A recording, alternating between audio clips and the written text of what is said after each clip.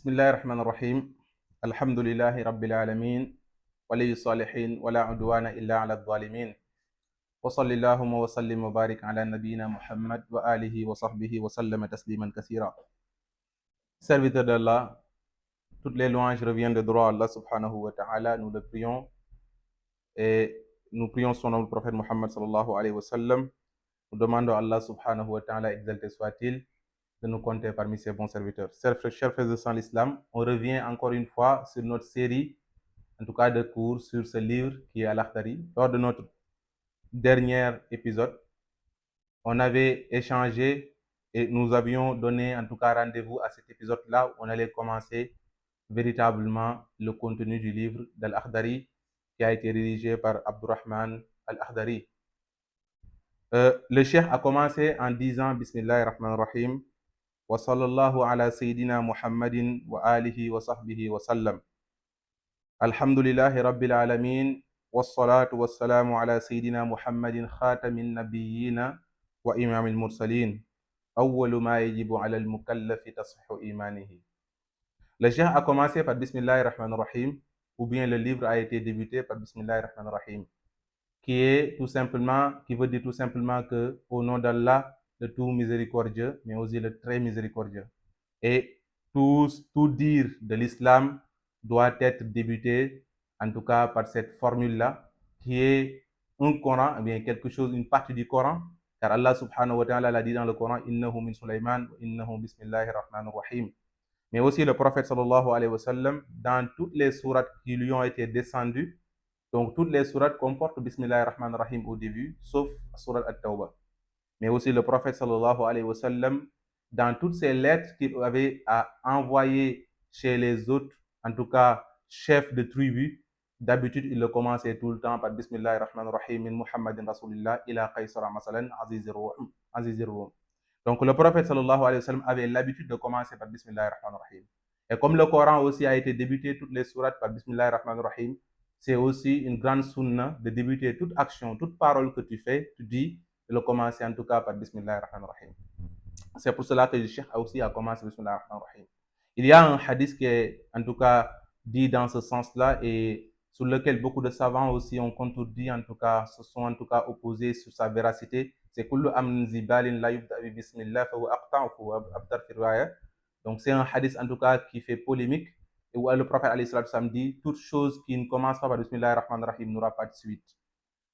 Et par suite, le cheikh a commencé par wa sallallahu ala sayyidina Muhammad. Il a prié sur le prophète sallallahu alayhi wa sallam. Wa sallallahu, que les prières d'Allah subhanahu wa ta'ala soient sur ala sayyidina, ne soient sur notre cher, en tout cas prophète Muhammad sallallahu alayhi wa sallam. Et ceci, il demande que Allah subhanahu wa ta'ala prie sur le prophète sallallahu alayhi wa sallam. Et la prière d'Allah sur le prophète sallallahu alayhi wa sallam, c'est sana'uhu inda mala'il a'la. C'est le fait qu'Allah subhanahu wa ta'ala le glorifie, mais aussi, en tout cas, fait ses éloges au sein, à l'intérieur ou bien au niveau des cieux, mais aussi dans l'assemblée, en tout cas, des gens qui sont dans les cieux. Donc, c'est ça la prière du prophète, prière d'Allah subhanahu wa ta'ala sur le prophète sallallahu alayhi wa sallam. Et le fait de prier sur le prophète alayhi wa sallam aussi, c'est une formulation de début aussi. Quand tu débutes une parole ou quelque chose dans la religion, c'est bien de le débuter par la prière sur le prophète sallallahu alayhi wa sallam. Tout simplement parce que Allah subhanahu wa ta'ala a fait une recommandation là-dessus. Et cette recommandation-là, elle n'est pas tout simplement simpliste, mais Allah subhanahu wa ta'ala a commencé par dire que lui-même il le fait et nous a recommandé de faire comme lui. Allah subhanahu wa ta'ala a dit Inna Allah wa malaikatahu yusalluna ala nabi. Il a dit que lui-même, Allah subhanahu wa ta'ala et ses anges prient sur le prophète alayhi salatu wa salam. Comment Allah subhanahu wa ta'ala prie sur le prophète sallallahu alayhi wa sallam, c'est les éloges qu'il fait à son endroit. Et comment les anges prient sur le prophète alayhi wa sallam, c'est le fait de prier pour lui. Et il nous a demandé, nous, Ya ayyuhalladhina amanu, vous qui avez cru, priez sur le prophète alayhi wa sallam. Sallu alayhi wa sallimu taslima. Faut prier sur le prophète alayhi wa sallam. Quand ce verset a été descendu, les compagnons du prophète alayhi wa sallam se sont rendus chez le prophète alayhi wa sallam pour le demander, mais comment nous on va prier sur toi? On sait comment on fait la prière pour Allah subhanahu wa ta'ala. Ça, c'est les 5 prières qu'on fait, les 5 types de prières qu'on fait, en tout cas journalièrement. Mais comment nous allons prier sur toi? Le prophète alayhi wa sallam les a répondu en leur disant, la prière que vous faites pour moi, ou bien sur moi, c'est le fait de dire Allahumma salli ala Muhammadin wa sallim ou bien as-salatul ibrahimiyya sur les différentes formules que le prophète alayhi salam les a enseignées. Donc c'est pourquoi le cheikh a commencé par dire wa sallallahu ala sayyidina Muhammad, qu'Allah subhanahu wa ta'ala prie sur notre prophète Muhammad, wa alihi sur sa famille aussi, wa sahbihi sur ses compagnons, wa sallim aussi lui donne en tout cas le salut. Il a dit aussi Alhamdulillah, il a commencé ses propos par louer Allah subhanahu wa ta'ala. Il a dit Alhamdulillahi rabbil alamin, toutes les louanges reviennent de droit à Allah subhanahu wa ta'ala, parce que c'est important que le musulman, avant de dire quoi que ce soit, avant de faire toute action, de commencer par louer Allah subhanahu wa ta'ala. Mais aussi il a continué en disant wassalatu, que les prières, wassalamu et le salut ala sayyidina Muhammadin soit sur notre cher prophète Muhammad sallallahu alayhi wa sallam. Et il a dit, notre cher prophète Muhammad sallallahu alayhi wa sallam, mais qui est Muhammad? Il a dit que Muhammad khatamin nabiyyin, Muhammad c'est le dernier des prophètes.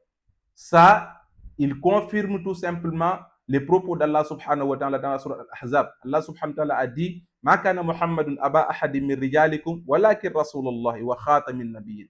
C'est Allah subhanahu wa ta'ala lui-même qui nous précise que le prophète sallallahu alayhi wa sallam est le dernier des prophètes. Il a dit que Muhammad n'est le père d'aucun de vos hommes qui vivent actuellement, mais sachez que le prophète c'est juste Muhammad, c'est juste le prophète d'Allah et le dernier même de ces prophètes-là. Donc c'est pourquoi le cheikh a dit Khatamin Nabiyyin, Muhammad qui est le dernier des prophètes, mais aussi wa Imamil Mursalin, qui est aussi le guide, qui est le manager de tous les prophètes. Donc tous les prophètes réunis, Muhammad est leur chef, Muhammad est leur guide.